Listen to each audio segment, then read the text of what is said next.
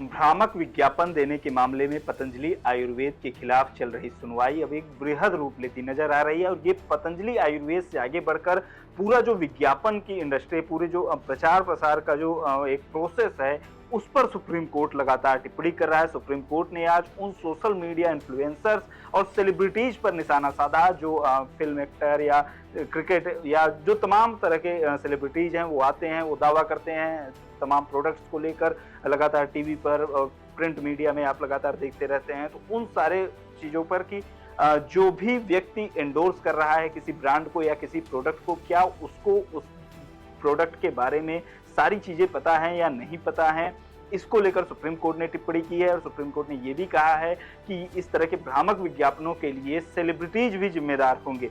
इसके अलावा supreme court ने पतंजलि आयुर्वेद के बालकृष्ण और रामदेव से भी जवाब मांगा है कि आपने जो भ्रामक विज्ञापन दिए थे वो अलग तमाम जो चैनल्स हैं उन पर अभी भी उपलब्ध हैं, अभी भी वो दिखाई दे रहे हैं, तो उनको वहां से हटाने के लिए आप क्या कर रहे हैं, इसके बारे में जवाब दीजिए। साथ ही सुप्रीम कोर्ट ने ये भी कहा है कि ड्रग एंड कॉस्मेटिक रूल के 170 में जो प्रावधान किए गए हैं, जो आयुर्वेद और यूनानी औषधियों के प्रचार प्रसार के लिए जो बनाया गया है प्रावधान, उस पर उसके तहत कार्रवाई करने से केंद्र सरकार ने क्यों रोक लगा रखी है, इस पर भी सुप्रीम कोर्ट ने सवाल पूछा है। साथ ही सुप्रीम कोर्ट ने IMA जो भारत में डॉक्टर्स का जो संगठन है उसके अध्यक्ष पर भी सवाल उठाए हैं। उन्होंने एक इंटरव्यू में टिप्पणी करते हुए सुप्रीम कोर्ट के इसी मामले में जो सुनवाई चल रही है, एक टिप्पणी पर उन्होंने कहा था कि सुप्रीम कोर्ट ने जो डॉक्टर्स को लेकर टिप्पणी की है उससे डॉक्टर्स का मनोबल गिरा है। तो इस मामले में भी सुप्रीम कोर्ट ने IMA से जवाब मांगा है और 14 मई तक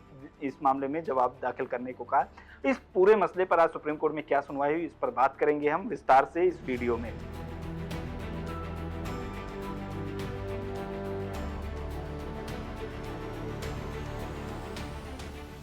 सबसे पहले बात पतंजलि आयुर्वेद की ओर से आज ये बताया गया है कि उन्होंने जो भ्रामक विज्ञापन दिए थे उनके खिलाफ उनको लेकर जो माफीनामा वगैरह था वो सब छपवा दिया है। इसके बाद आज सुप्रीम कोर्ट ने उनसे पूछा कि आपने जो अलग अलग चैनल्स पर अभी भी ऐड वो मौजूद है उसको हटाने के लिए क्या कर रहे हैं।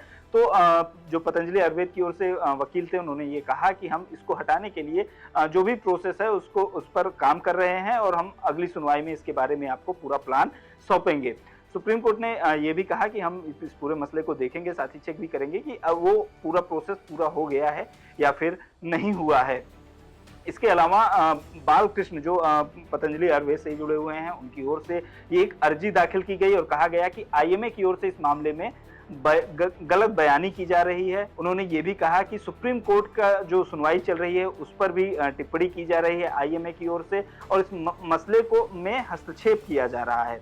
इस पर सुप्रीम कोर्ट ने IMA से जवाब मांगा है। IMA के जो वकील हैं उनसे कहा है कि 14 मई तक आप जवाब दीजिए और बताइए कि आपने इस तरह का बयान मीडिया में क्यों दिया। यहाँ हम आपको बता दें कि IMA के अध्यक्ष ने एक इंटरव्यू में कहा था कि सुप्रीम कोर्ट ने डॉक्टर्स को लेकर जो टिप्पणी की है उससे डॉक्टर्स का मनोबल गिरा है। अभी भी बहुत संख्या में ऐसे डॉक्टर हैं जो ईमानदारी से पूरी मेहनत से अपना काम करते हैं और सुप्रीम कोर्ट की टिप्पणी से उनकी जो भावनाएं हैं वो आहत हुई है, मनोबल गिरा है।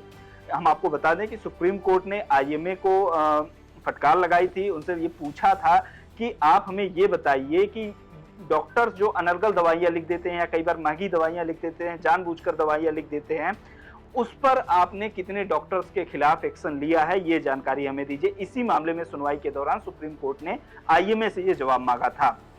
इस पर IMA की जो अध्यक्ष है उन्होंने एक न्यूज एजेंसी से बात करते हुए ये कहा था कि इससे डॉक्टर्स का मनोबल गिरा है। अब इसके खिलाफ बालकृष्ण ने वहां पर सुप्रीम कोर्ट में अर्जी दाखिल की है।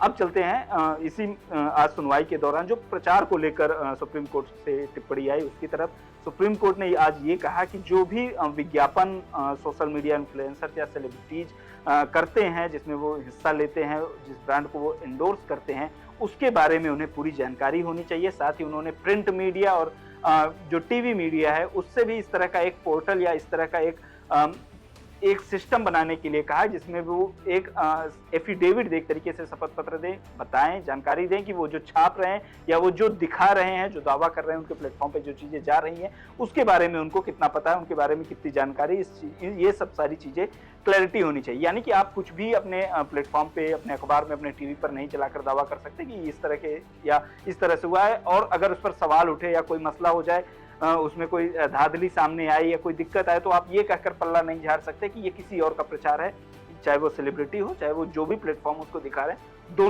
दोनों को सुप्रीम कोर्ट की ओर से आज ये नसीहत दी गई। साथ ही सरकार से भी पूछा गया कि आपने भ्रामक विज्ञापनों के मामले में क्या कार्रवाइयां की हैं, उसके बारे में हमें जानकारी दीजिए। तो आज भ्रामक विज्ञापन के मामले में सुप्रीम कोर्ट में जो सुनवाई चल रही है, उसमें जो कुछ भी अपडेट्स थे उसके बारे में हमने आपको बताया। अब 14 मई को फिर से इस मामले में सुनवाई होगी। रामदेव और बालकृष्ण की ओर से अर्जी दाखिल की गई थी कि उनको छूट दी जाए व्यक्तिगत रूप से पेश होने के लिए, जैसे कि आज की सुनवाई में दी गई थी, लेकिन इसमें सुप्रीम कोर्ट ने ये छूट देने से इनकार कर दिया। यानी कि अगली सुनवाई जो होगी 14 मई को फिर से बालकृष्ण और रामदेव को सुप्रीम कोर्ट में पेश होना पड़ सकता है। तो फिलहाल इस वीडियो में इतना ही। वीडियो के बारे में आपकी जो भी राय हो कमेंट बॉक्स में हमें जरूर बताएं। देखते रहिए लोकमत हिंदी।